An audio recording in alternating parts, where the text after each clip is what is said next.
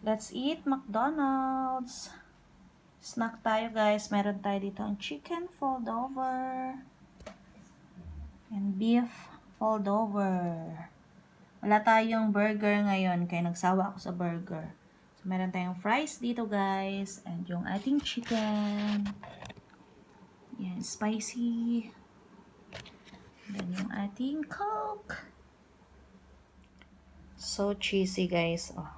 Kahit wala ng rice, ito na lang ang aking kakainin guys. Hindi na ako magra-rice.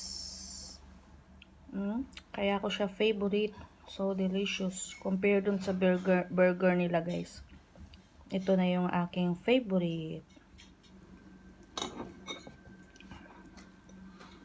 Nice.